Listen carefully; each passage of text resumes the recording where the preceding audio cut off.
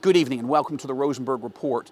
This war is the biggest land war in Europe. It's the biggest land war in Europe since World War II and the Holocaust. It is the biggest war raging on the planet today. Yeah, there's a huge and very serious war still waged by Israel against Hamas in Gaza. This is super important, and we're going to keep focusing on that. But I came here to report on the biggest war raging in the world today, a war that if the West allows itself to lose, if the West doesn't, if the United States and NATO and other countries don't stand with Ukraine and allow and strengthen Ukraine and make sure it wins, if Russia, if Vladimir Putin is allowed to take over Ukraine, Russia will suddenly be on the borders by having Ukraine with 9 NATO countries. And Putin has warned that, or not warned, he's bragged, he's going to invade other countries once he gets Ukraine. So we can't let that happen. But tonight I want to sit down for part 2. I want you to see part 2 of my exclusive interview with Ukrainian President Volodymyr Zelenskyy. For Russia, the United States is an enemy, in any case. Right. Cold War or real, and it's not about it. It's about different worlds. Yeah. So that's why we can't trust him. We can use all powerful things to push Trump, to push Putin, push Putin by Trump, push Putin by Trump, sit and speak, make a dialogue, stop killing people. Right. Yes, you can speak. So let's go to security guarantees. Yeah, please. What do you need? One of the reasons I didn't finish when you said what we need. So weapon and etc. And also security guarantees. Right. One of the reasons of pressure, really. Right. So because Putin has to understand. So if you will not sit, Trump can propose Ukraine NATO immediately. Even such countries who are not supportive in Europe, some of them, not too much, but 2 countries who are not supportive, Ukraine, like in future membership in NATO, but if they will look at Trump, they will immediately support the decision of the United States. It's understandable why. Right. Yes, it's understandable. That's why it's one of the pressure. Yeah. So you don't want to sit and speak? How I have to defend these people who are defending their lives, and they are very respectable in Europe, in the world. These Ukrainians, they are against such, I mean, how to say in English, giant, giant, and we really at our soul, at our land, in our houses, we didn't attack them. I mean, that's it. So that's why security guarantees are very important. So including in those security guarantees, I'm actually shocked, first of all, that President Trump was able to get NATO to all go to 5% of GDP for defense spending. He was having trouble getting them to 2% in the last Trump round. But also now that the French and the British are saying, and I think Estonia, are saying we're willing to put boots on the ground. Yes, some countries are ready. Are there other countries as well? Some countries are ready. Already. Now we are in a real conversation, but really that I said this is, I think, success that the United States supported being members of, or to lead in these security guarantees, and coalition willingness, but there are some countries who are ready to put boots on the ground. Yes. It depends on the country. There are some countries who they don't have big armies. They can't deliver this, but they can give air defense or pay money for our soldiers or finance some weapon, including drone production, etc. Of course, we want strong security guarantees. Yeah, because you were betrayed States. by the West, sadly. Tragically, in 1994, Ukraine gave up all, I think, 1,700 nuclear warheads, gave them to Moscow, being told in the Budapest memorandum, we will come help you if Russia ever tries to attack. And then that didn't happen. Budapest memorandum. This is just a paper. Why? Because we had security guarantors there. We gave nuclear weapon, and the country gave all we had. To whom? To Russia. And who decided? Really, everybody looked at the United States. The decision maker was the United States and some other countries, and they said that will be security guarantors for Ukraine, for territorial integrity and sovereignty and security for Ukrainian people, if you will give all this nuclear weapon our country gave. It was stupid decision because they didn't get anything specific. They got a piece of paper. A piece of paper, nothing specific, nothing what can really secure you. We didn't get even alternative weapon. Sorry, if you are against nuclear weapon and if you're ready, get alternative, something. Yes, they've got zero. No, not zero. They've got the war. Senator Lindsey Graham again. He told me on the phone, I was in Paris a couple days ago, he said, I've got a bill ready to go to declare Russia as a state sponsor of terrorism because they're stealing Ukrainian children, selling them, trafficking them, abusing them, even sexual abuse. I was just the other day over at Save Ukraine, visiting these facilities run by one of your good friends, Mikhaila, caring for these families, caring for these children. But there are many, many children. Would you describe that situation? Because I don't think most Christians in America have any idea what Russia's doing to your children. The most sensitive issue and the most problematic question is our Ukrainian abducted children stolen by Russian Federation. We have for today what we fixed, more than 20,000 stolen children. 20,000? More than 20,000. Why I said 20,000? More than 20,000. What we're fixing now, we have now in Russia 19.5, but we already brought back 1,000.3. So it means that more than 20,000 we have. It is only those children what we fixed. We don't we don't know the volume of this tragedy, really. So the problem is that you're right, they did a lot of bad things with these children, changing everything for them, changing IDs and passports and etc. And then some of them during these years, they got very small children, and they stolen small children, and they stolen, for example, 3 years ago, they stolen children who their age was about 13 years. And then when they became 16, they pushed them to the war. Can you imagine? This is our children, they stolen them, then now 16, they gave them a weapon, and now they are fighting on the front. So can you imagine this? They're indoctrinating Ukrainian children and training them to fight against you? That's part of what you're saying?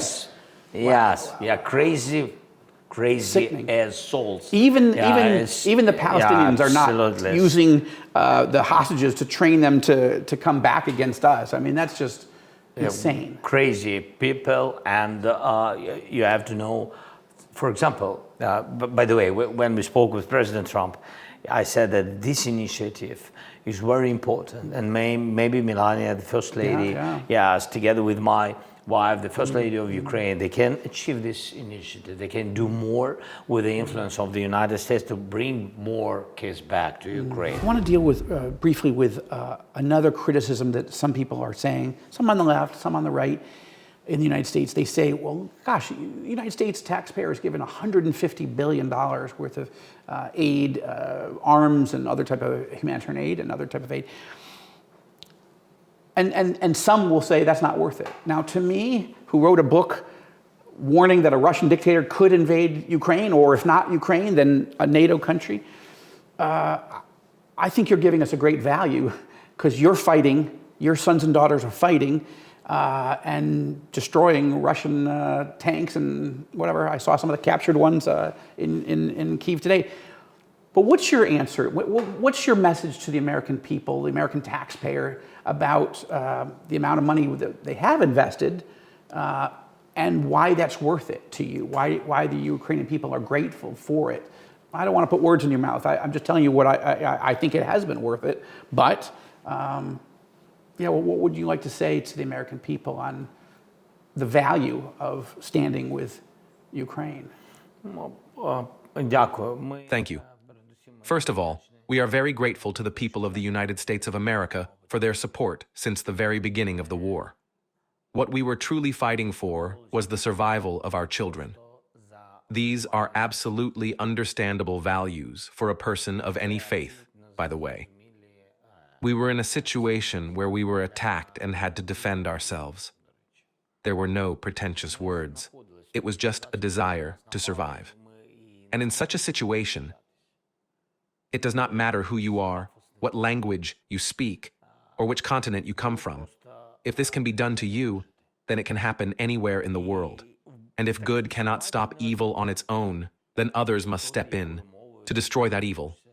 And that is the right thing to do. In fact, that is Christian values, to help good, to stop evil. And this is exactly what the Americans have done. People who share the same forces with us, this is absolutely clear. God forbid that there should be such grief on any continent, including America. God forbid, it will never happen. Americans have set an example. That is why people like us will always stand with America. Yes, without this, we will destroy everything. We can destroy the earth. There is no other way. There is no other way to live. Evil must be stopped from the very beginning, because if not, it spreads. If we had been left alone, if Russia had been allowed to completely capture and destroy us, it would have set an example for others. And the same example would appear in the Middle East, in Asia, in the Indo-Pacific region, and across the world. And there are many such risks. That is why America's involvement was so important. By stepping in, America gave a signal to other countries. Europe responded, and today, Europe is deeply united with us and with the United States. And that is very important. I believe everyone sees this, and I sincerely hope America does too. This is not a question of money. What we received was not money, but weapons. Yes, they cost money, and yes, they were funded by American taxpayers. But human life is priceless. Anyway, and so I sincerely hope that all Americans who have stood with Ukraine and who continue to do so truly share this belief. I want to believe it that. I want you to know I'm a dual U.S. and Israeli citizen. I'm also Jewish on my father's side. My mom's not Jewish. And I believe in Jesus as Messiah. So that's a lot of things going on. But the reason I say it is because as an American, I so admire the courage of you and the Ukrainian people to fight. Putin is the most evil man on the planet. He's competing with a few others, but he is evil and he is trying to rape and pillage a free country. And he must be stopped or he's going to do more. And as an Israeli, we're facing the same situation. The world hates us. At least you have Europe with you, and we're grateful for at least the United States staying with Israel. But we've got attacks from all sides. And we are in a fight for our existence. You're in a fight for your existence. And I just want you to know that Christians all around the world, and Jews, of course, are praying and standing with you. And I want to close with this last question. It's an open-ended question, but how are you doing? This is not easy. This is not, you signed up to lead a country, but you didn't know, you didn't read the book. Well, anyway, you didn't know that you were going to face the most dangerous moment in the history of your modern country. So how are you doing? How can we pray for you personally and your family and your team?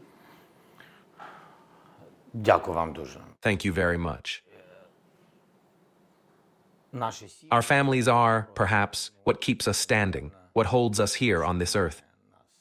Our loved ones, our spouses, our parents, may God grant them health, and our children. You must be a role model for your children. I truly believe that, because the example they follow is you. The right books, the right education, and the right people around you, these, I believe, are the most important things. I am confident that our children will set their own goals. Some they will reach, some they will not. But above all, what matters most is that they become decent people. That was always my parents' approach, and it is the same way we raise our own children. Defending our country, protecting it, is the same as protecting your family and your home. No matter how difficult it is, you have to do everything to protect your home. I think this is the most important thing, and these are the things that keep me going. You ask me how I am. I am the same as every Ukrainian family. It is hard for all of us. But we don't talk. It's still very difficult for us. We are not going to complain. We are not afraid of Russians. And we are not afraid of them. We do not believe that they can defeat us. And they will not defeat us. They fail to grasp the most important truth. They have already lost this war. We never wanted it. They wanted to conquer us. They came onto foreign land, into foreign homes, and now they see that they cannot overcome us. They could not break us. Therefore, they have already lost this war. Do you think this is a war for territory? No, this is our land, so we have every right to do so. But the issue is not about territory. Territories are important, but people are much more important. They seek to capture us in order to erase us, our history, our homes, everything. Their goal is to wipe out our existence and claim it all as Russia. That is why they cannot break us. And that is why our people, believers of all faiths, are united in one spirit. Look, the blame lies with Russia. They brought evil upon us, and together we will stand and stop that evil. When Scott Pelley came here for 60 Minutes, right in the early stage, I know you just talked to him again. We know each other very well. When he came, he said the thing that he thinks, that from his reporting, that galvanized Ukrainians at the beginning is that you could have gotten on a plane and left. And you didn't. You stuck. And I want to thank you. That's not easy to do. But you love your country, and we're praying for you, and we're standing with you. Very much. Thank you for standing with us. It's an honor. Thank you. Honor for me too. Thank you for making the time. With pleasure. With pleasure. It's an honor. Thank you for coming. Bless you. That's right. Thank you so much. God bless. Honor for me. I'll come back when this thing is done, and then come to Jerusalem when we finish our pleasure. war. Thank you. Thank you we very would love much. that. All right. Thank you for Bless the invitation. Thank you. Thank you.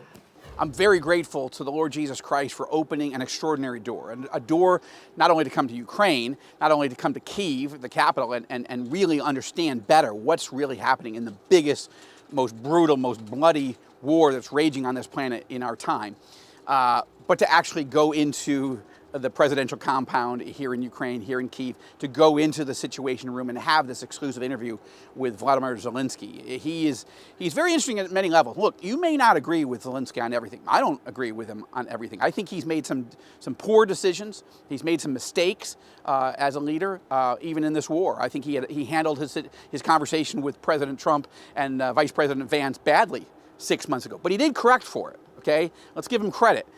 He was not respectful. He was not thankful. He didn't give evidence that he appreciated American help in that meeting, but he did correct for it. He did, and he very much wants American help. He, just a few, days ago, he went back to Washington and brought along some strong, allies, European allies to be that were invited by President Trump to be part of it. And I think they're working well together. Okay, and my sources in Washington confirm that Trump and his team believe that they're working much better with Zelenskyy today than they were, say, 6 months ago. And there's a unity that's building, a unity of purpose and a unity of strategy. This is really important because obviously 6 months ago that wasn't the case.